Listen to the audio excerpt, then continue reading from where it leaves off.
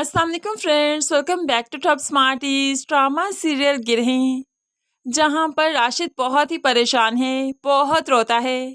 क्या हमारा क्या कसूर है? हम दोनों बहन भाइयों को खुशियां नसीब क्यों नहीं?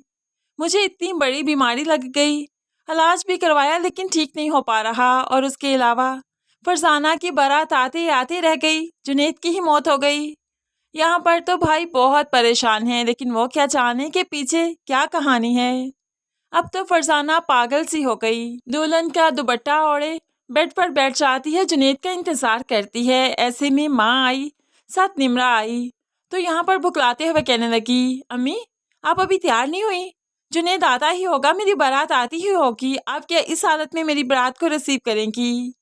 माँ तो बेटी को होश दिलवाने लगी, फरजाना होश करो, तुम्हारी बारात नहीं आई, ना ही आएगी, जुनैद मर चुका है। फरजाना रोते हुए कहने लगी, अम्मी आप तो ऐसा मत कहें, सारी दुनिया एक तरफ, लेकिन आप तो ऐसा मत कहे ना, आप तो सब कुछ कर सकती हैं, आप ऐसा क्यों कह रही हैं? फरजाना बहुत रोती है। तभी तो माँ बेटी के दरवाजे के आगे ताला लगा देती है, ताकि बेटी इंतहाई कदम उठाते हुए घर से बाहर ना निकल जाए।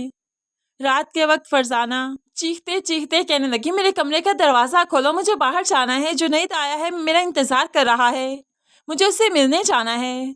ऐसे में राशिद ने आवाज़ सुनी तो बहन के पास जाता है, ताकि उसकी मदद कर सके, उसे तसल्ली दे सके, हौसला दे सके। लेकिन यहाँ पर गया तो फरजाना के दरवाजे के बाहर ताला लगा था और फरजाना अंदर चीख रही थी।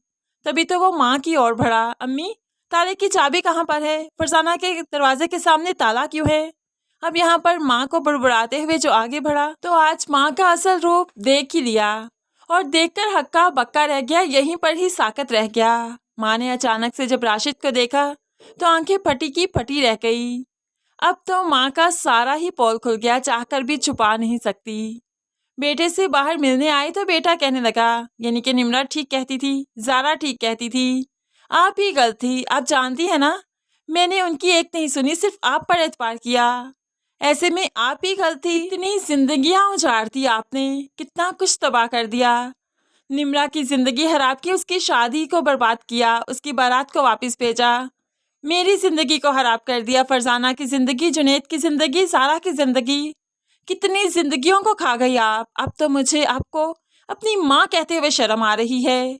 नहीं हूँ मैं आपका बेटा, ये कहते हुए राशिद जहाँ से चला गया और रोते रोते सुरैया बेगम यहीं पर गिर गई। राशिद मेरी बात तो सुनो, ये सब कुछ तुम लोगों के लिए किया, तुम लोगों की खुशियों के लिए। लेकिन राशिद अब एक नहीं सुनेगा, अब तो वो यहाँ से चला गया, अब तो माँ की शक्ल भी देखना नहीं चाहता और माँ की किस्मत में तो अब सिर्फ आंसू है, रोना है।